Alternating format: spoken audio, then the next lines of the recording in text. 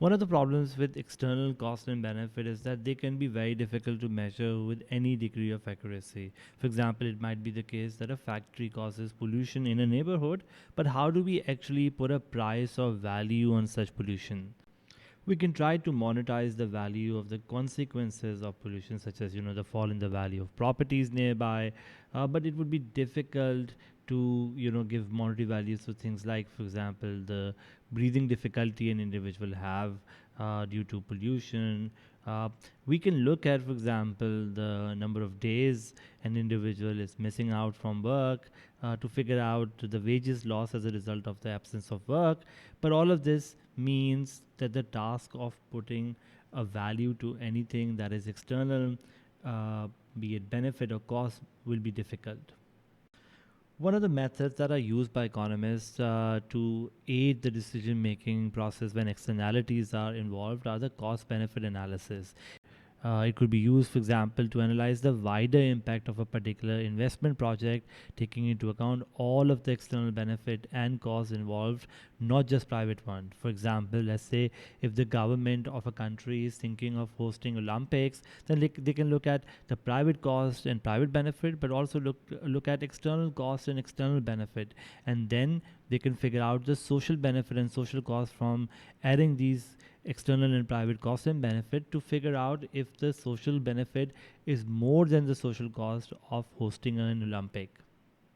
And if the social cost is exceeding the benefit, then one may argue that it is appropriate to go ahead with the project, such as hosting an Olympic. Now, let's look at the various steps involved in measuring our cost benefit analysis. The first step to measuring our cost benefit analysis is to identify relevant costs and benefits. Now, this needs to cover all of the direct costs as well as indirect costs of a project. The direct costs of a project could be those costs like production costs, labor costs, and so on.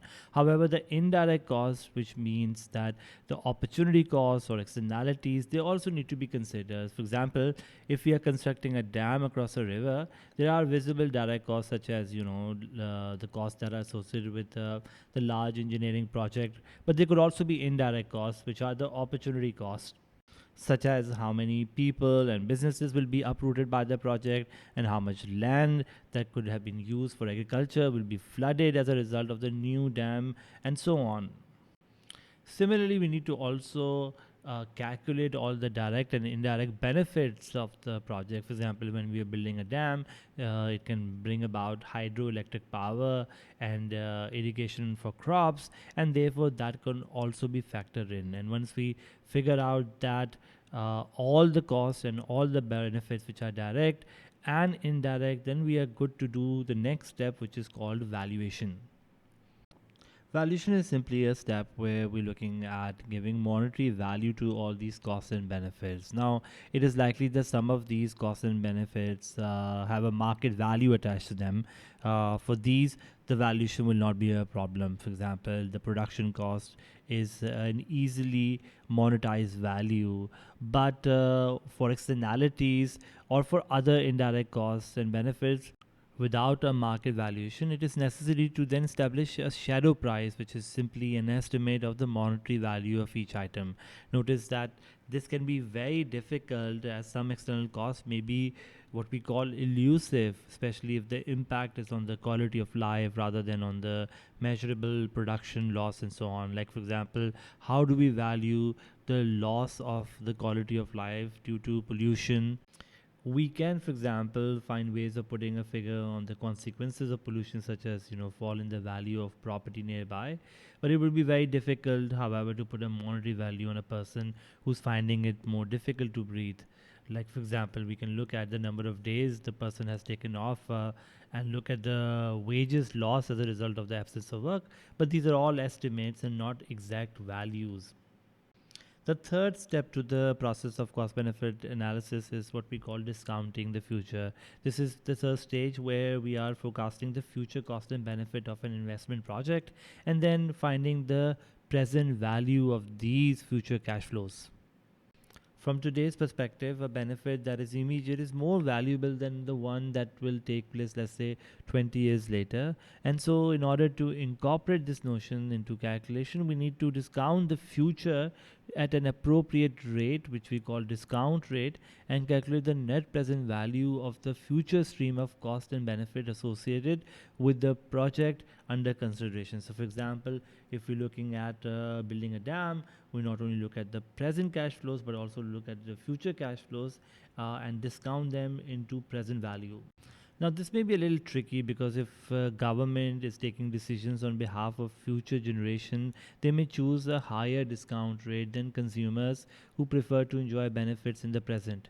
Equally, if a government is feeling vulnerable and they want to get re-elected, they may prefer to provide benefits in the present to persuade the electorate or the voters rather than taking decisions that will come into effect in a future date.